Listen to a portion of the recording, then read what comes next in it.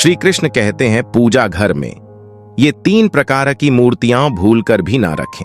प्रिय दर्शकों, एक समय की बात है जब श्री कृष्ण की प्रिय पत्नी रुक्मिणी एक दिन अपने पूजा घर में पूजा कर रही थी। तभी श्री कृष्ण उन्हें ढूंढते ढूंढते पूजा घर में आ जाते हैं तो वे देखते हैं कि रुक्मिणी श्रीहरि विष्णु जी की टूटी हुई प्रतिमा की पूजा कर रही हैं और भगवान गणेश की 2 मूर्तियां एक ही पूजा घर में रखी हुए हैं। तब श्री कृष्ण ने रुक्मिणी से पूछा, हे प्रिया, ये तुम क्या कर रही हो? श्रीहरि की टूटी हुई मूर्ति की पूजा क्यों कर रही हो? तब रुक्मिणी ने कहा, भगवान चाहे कैसी भी अवस्था में हो, अगर हमारी सच्ची श्रद्धा उनके प्रति है तो वे अवश्य ही प्रसन्न होंगे। मित्रों, श्री कृष्ण कहते हैं, हे सखी, तुम सत्य वचन कह रही हो, पर टूटी हुई मूर्ति और एक ही भगवान की 2-2 प्रतिमाएं पूजा घर में रखना अनुचित होता है। वास्तु के अनुसार यह ऐसा करना अशुभ होता है। तब रुक्मिणी कहती है, हे स्वामी, गणेश जी मेरे प्रिय है, इसलिए एक मूर्ति मैं अपने मायके से साथ में लाई हूं और दूसरी मुझे द्रौपदी ने भेंट की है। ऐसे में मैं उन दोनों के प्रति अपना प्रेम और आस्था को संभालने के लिए दोनों मूर्तियां पूजा घर में रखती हूं। तब श्री कृष्ण कहते, हे प्रिय, चलो मैं तुम्हें इसी बात पर पूजा करते हुए एक कथा को सुनाता हूं, किंतु इस कथा को ध्यान से जरूर सुनना, इसे अधूरा मत सुनना। एक समय की बात है, मध्य देश में एक विक्रम नामक व्यक्ति रहता था जो कि एक राजा की सभा में कोतवाली का काम करता था। विक्रम एक बहुत सीधा साधा और शांत स्वभाव का था। उसका एक बेटा भी था जो कि राजा की सेना में सैनिक का काम करता था। उनका माँ बाप और बेटे का छोटा सा परिवार बहुत खुशी खुशी रहता। फिर कोतवाल ने अपने बेटे की शादी अपने ही एक मित्र की लड़की के साथ कर दी। कोतवाल की बहू अच्छी संस्कारी और पूजा पाठ करने वाली थी, किंतु वह भगवान की भक्ति में इतनी पागल हो गई कि उसे श्री हरि के अलावा कुछ भी नहीं दिखाई देता था। उठते बैठते, सोते जागते, चलते या कोई भी अन्य काम करते समय वह अपने प्रभु की एक मूर्ति हमेशा से साथ रखती थी और उससे ही बातें करती थी। वह अपने पति से भी ज्यादा उस मूर्ति को ही चाहती थी। उसे खाना खिलाना, नहलाना, नए वस्त्र पहनाना, मानो कि जैसे वह मूर्ति उसका नवजात बालक हो, वह इतना प्रेम करती थी। दूसरी तरफ उसकी सास भी श्रीहरि की ही भक्त थी, लेकिन जब वह पूजा करने बैठती थी तो उसकी बहू चुपके से मूर्ति को बदल दे देती थी। वह चाहती थी उसकी सास भी केवल उसकी ही मूर्ति की पूजा करें। प्रिय दर्शकों, फिर एक दिन की बात है, सास के हाथों से बहू की मूर्ति टूट गई और यह बात जब बहू को पता चली तो उसने बहुत जोर जोर से चिल्लाना, रोना धोना शुरू किया। उन दोनों के बीच झगड़े इतने बढ़ गए कि वे सीधे पहुंचे राजा के दरबार में। जब राजा ने हकीकत जान ली तो उसने कोतवाल को बहू के लिए नई मूर्ति लाकर देने को कहा। राजा के दरबार में ज्यादा शोर न हो इसलिए सास बहू शांत हो गई। लेकिन जब वे दोनों घर पर वापस आ गई तो फिर से उन दोनों के झगड़े शुरू हो गए और आपस में ही एक दूसरे को भगवान की कसमें दिलाई। इन कस्मों को सुनकर स्वयं भगवान को ही एक ब्राह्मण का रूप धारण करते हुए उनके द्वार पर आना पड़ा।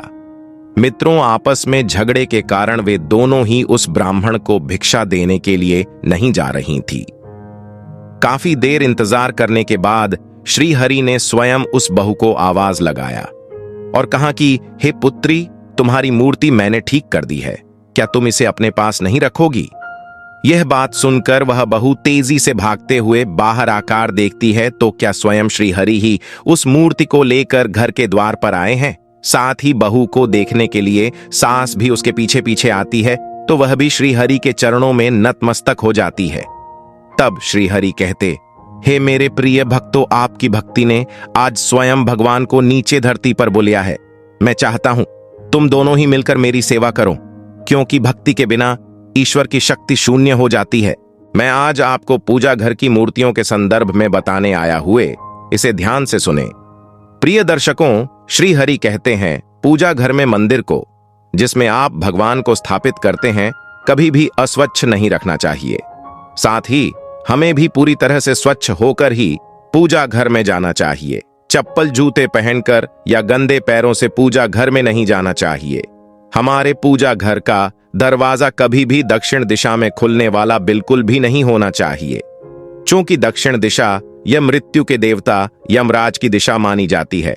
अतः उस दिशा में भगवान के लिए लगाए गए दिए की ज्योत भी नहीं होनी चाहिए। इसी प्रकार देवी देवताओं के मुख भी दक्षिण दिशा में कदापि नहीं होने चाहिए। यह भी ध्यान रखें कि किन्हीं भी देवी देवताओं के मुख एक दूसरे के आमने सामने ना हो। इसके साथ ही किसी भी एक ही देवता की मूर्ति या फोटो एक से अधिक संख्या में कभी भी नहीं रखना चाहिए। 2 की संख्या में भी मूर्ति या फोटो लगाने से बचना चाहिए। पूजा घर में पूर्वजों की अथवा साधु संतों की तस्वीरें अथवा मूर्तियां नहीं रखनी चाहिए। हमें साधु संतों का और पूर्वजों का उन्हें गुरु मानकर उनका आदर सम्मान करना चाहिए, किंतु उन्हें देवताओं के बराबर स्थान नहीं देना चाहिए। उनकी पूजा अथवा आरती भी नहीं करनी चाहिए। प्रिय दर्शकों, इसीलिए आप अपने पूजा घर में इनकी तस्वीरें भूल से भी ना रखें। पूजा घर में कभी भी खड़े और नाचते हुए, गणपति तांडव करते हुए, शिव जी, हनुमान जी तथा माता का रौद्र रूप में फोटो या मूर्ति कभी भी नहीं लगानी चाहिए। वास्तव में तो किसी भी भगवान की हमेशा ही शांत और बैठी हुई अवस्था अर्थात विराजमान अवस्था में ही मूर्ति होनी चाहिए। खंडित या अस्त व्यस्त स्थिति में रखी किसी भी मूर्ति को पूजा घर में कदापि नहीं रखा जाता है। हमें कभी भी टूटी फूटी मूर्तियों की पूजा नहीं करनी चाहिए। साथ ही अंदर से खोखली मूर्तियों को पूजा घर में स्थापित नहीं करना चाहिए। माता लक्ष्मी की खड़ी हुई मूर्ति भी पूजा घर में नहीं रखनी चाहिए। किसी भी देवी देवता की गंभीर मुद्रा वाली मूर्ति पूजा घर में ना रखे। पूजा घर में भूलकर भी किसी जीवित या मृत व्यक्ति की तस्वीर देवताओं के साथ नहीं लगाएं। यह बिल्कुल भी शुभ नहीं माना जाता है। पूजा घर में लड़ाई झगड़ा, चिल्लाना, अपशब्द कहना और किसी का अपमान करना, इन सभी बातों को कभी भी नहीं करना चाहिए।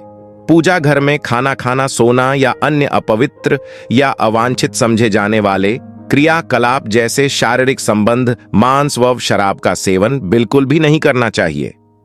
पूजा करते समय इधर उधर की बातें या हंसी मजाक करने के बजाय पूरा ध्यान भगवान पर ही होना चाहिए। साथ ही भगवान श्री हरि कहते हैं कि इन 5 चीजों के बिना कोई भी पूजा घर पूर्ण नहीं होता है। पहली है, घर के मंदिर में मिट्टी से बना हुआ एक दीपक अवश्य ही होना चाहिए। आप धातु से बने अन्य दीपक भी रख सकते हैं, लेकिन मिट्टी से बना दिया जरूर रखें। मिट्टी, तेल और अग्नि, इन तीनों तत्वों के मिल जाने पर वातावरण और भी अधिक पवित्र बनता है। दूसरी है, स्वस्तिक का चिन्ह सौभाग्य, समृद्धि और मंगल का प्रतीक होता है। तीसरी वस्तु है कलश। कलश सुख समृद्धि का प्रतीक माना जाता है।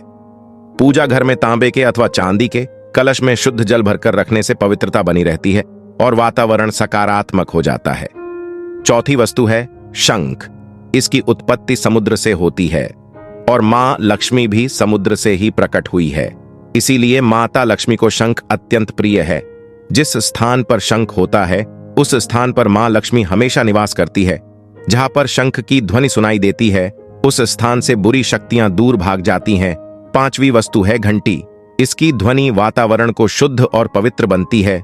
इसीलिए पूजा एवं आरती करते समय घंटी को अवश्य बजाया जाता है।